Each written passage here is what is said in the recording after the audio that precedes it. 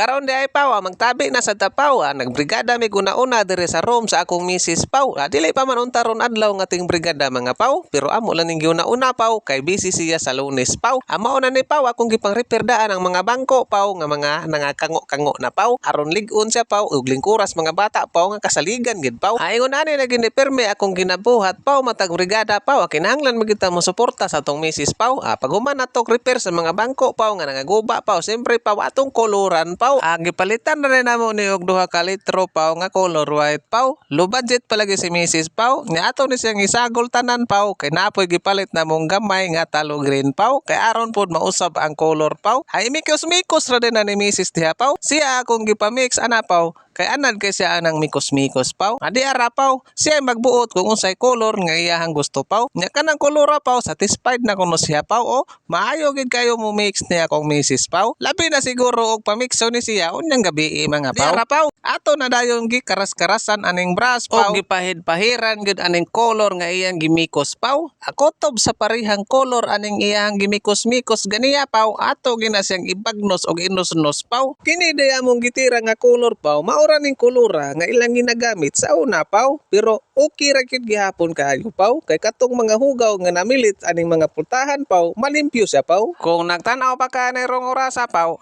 thank you for watching paw.